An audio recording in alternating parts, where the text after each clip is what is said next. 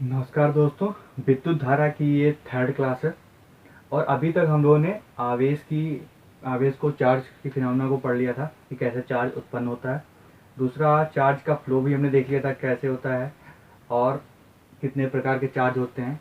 और उससे हमने धारा का फॉर्मूला भी पढ़ लिया था कि I = Q/T। और डायरेक्शन ऑफ करंट भी हमने समझ ली थी कि किस डायरेक्शन में करंट फ्लो होती है, हमेशा पॉजिटिव आयंस की डायरेक्शन के अलॉन्ग रहती है। तो आज हम पढ़ने वाले हैं कि एक चीज़ समझिए पहले कि क्या किसी वायर में, किसी तार में धारा अपने आप बह सकती है, आयन का फ्लो अपने आप हो सकता है। तो इस फिनोमेना को समझने के लिए ऐसा माइंड में रखिए कि मान लीजिए कोई पाइप है पानी की और उसमें पानी भरा हुआ है और उन दोनों पाइपों का सिरों का लेवल जो है वो सेम है। तो दोनों सिरों का जब तक लेवल सेम रहेगा तब तक पानी या वाटर का फ्लो उस पाइप में नहीं होगा। जब हम एक सिरे को ऊपर लेवल पे रख देते हैं, दूसरे सिरे को नीचे लेवल पे ले आते हैं, मतलब उनके लेवल्स में डिफरेंस हो जाता है, उनके पाइप के सिरों में दावांतर उत्पन्न हो जाता है। तो क्या होता है, वाटर का फ्लो ऊपर से नीचे की तरफ होने लगता है।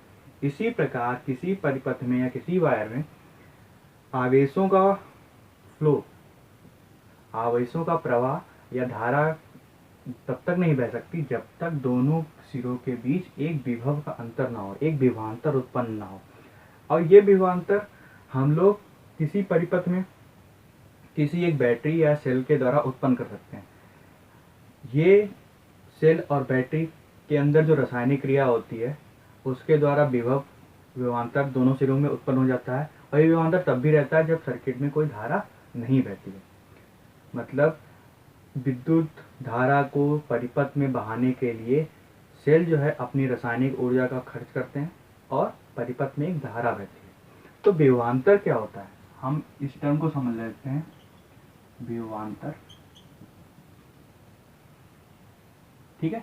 विभवांतर क्या होता है, मान लीजिए कोई एक सर्किट है, एक परिपथ है, विद्युत परिपथ, और उसमें एकांक आवेश को एक बिंदु से दूसरे बिंदु तक ले जाने में किए गए कार्य को हम विभवांतर द्वारा प्रकट कर सकते हैं। मतलब कि विभवांतर को हम लोग V से डिनोट करते हैं। मान लीजिए एक बिंदु से दूसरे बिंदु तक आवेश को ले जाने में किया गया कार्य W है और आवेश ले जाया गया Q। तो V = W/Q। एकांक आवेश को एक बिंदु से दूसरे बिंदु तक ले जाने में किया गया कार्य विभवांतर कहलाता है। अगर आवेश 1 कूलाम हो और किया गया कार्य 1 जूल हो तो उत्पन्न विभवांतर 1 वोल्ट कहलाएगा।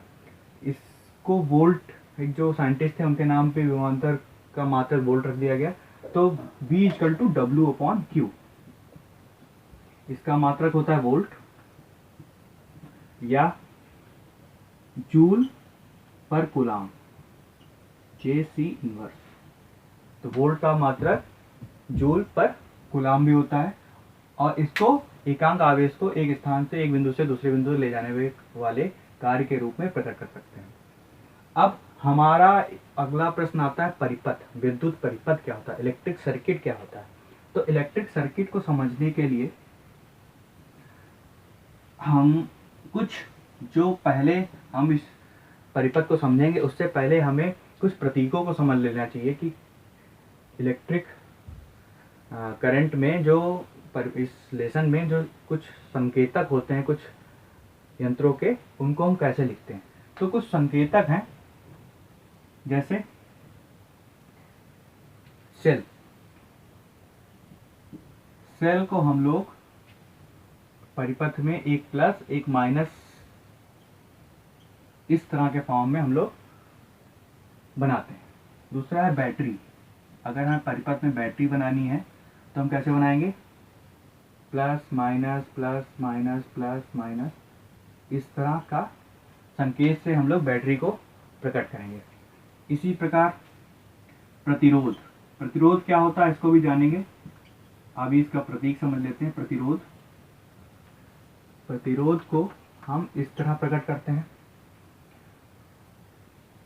कुंजी,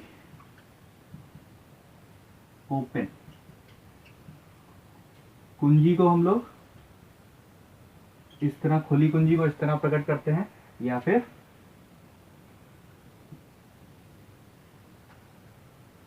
इस तरह ही प्रकट करते हैं। ये टच नहीं है, ओपन कुंजी। क्लोज कुंजी जब बंद होती है, क्लोज, इसको कैसे प्रकट करते हैं, इसके बीच में एक बूंदी डॉट लगा देते हैं, इसको क्लोज कुंजी कहते हैं, और इस टर्म में ये बिंदु इस पे टच हो जाता है, ये क्लोज हो गया। इसी तरह बल्ब को, विद्युत बल्ब को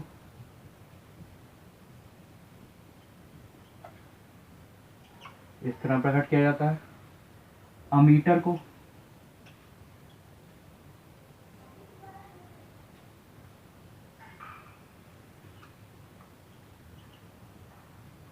इस तरह प्रकट करते हैं, कहीं कहीं एरो भी ऐसे बना होता है। वोल्ट मीटर को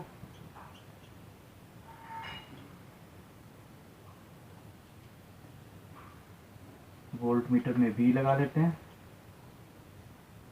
इसमें भी एरो बना सकते हैं। तो ये संकेतक हैं जिनके द्वारा हम परिपथ में, किसी विद्युत परिपथ में इन संकेतों का यूज करके हम दिखाते हैं कि बैटरी सेल ये किस तरह डिनोट की जाती है। तो इन संकेतों को याद रखना है, ठीक है। और इसके द्वारा हम आप देखेंगे इलेक्ट्रिकल सर्किट या विद्युत परिपथ किसे कहते हैं। तो विद्युत परिपथ ये समझ लेते हैं, विद्युत परिपथ क्या होता है, इलेक्ट्रिकल सर्किट क्या होता है। A close a continuous path of electric current is called electric circuit. मतलब एक बंद और लगातार, कहीं पे टूटा ना हो, कहीं हमेशा क्लोज होना चाहिए, एक बंद और लगातार परिपथ जिसमें इलेक्ट्रिक करंट बहता है, विद्युत क्या कहलाता है, विद्युत परिपथ कहलाता है, इलेक्ट्रिक सर्किट कहलाता है, ठीक है। तो इलेक्ट्रिक सर्किट हो गई। अब इलेक्ट्रिक सर्किट को हम इस तरह एक सर्किट भी बना सकते हैं। मान लीजिए ये हमने एक सेल जोड़ दिया, ये इसमें एक बल्ब लगा दिया, एक ये इसमें अमीटर लगा दिया, और इसमें एक कुंजी लगा दी। ये प्लस, ये माइनस, ये कुंजी हो गई, अमीटर हो गया, ये बल्ब हो गया। तो हमेशा जो है इलेक्ट्रिक परिपथ में जब सेल में होता है, तो ये सेल जो है इस परिपथ में एक विभवांतर उत्पन्न कर रहा है इन दोनों सिरों के बीच। तो इसमें क्या होगा, एक विद्युत धारा बहने लगेगी इस डायरेक्शन में, प्लस से माइनस की तरफ। ये बल्ब, ये सिरा जो है प्लस हो जाएगा, ये माइनस हो जाएगा। तो अमीटर क्या करता है, अमीटर को हमेशा हम परिपथ के श्रेणी क्रम में जोड़ते हैं, प्लस सिरे को प्लस से, माइनस सिरे को माइनस से श्रेणी क्रम में जोड़ते हैं, और इससे हम विद्युत धारा को नापते हैं। तो इसमें करंट फ्लो होने लगते हैं। ये पूरा एक क्लोज सर्किट है जिसमें करंट बह रही है आई। तो ये हमारा हम कह सकते हैं एक विद्युत परिपथ हो गया, इलेक्ट्रिक सर्किट हो गया। Thank you. इस क्लास में इतना ही। आगे हम आगे पढ़ेंगे कि फ्यूज क्या होता है, अमीटर और वोल्ट मीटर के बारे में भी जानेंगे नेक्स्ट क्लास में। आज की क्लास के लिए इतना ही। और ये सर्किट, ये जो संकेतक है, इनको भी याद कर लीजिए, ये बहुत इंपॉर्टेंट चीज़ है। Thank you.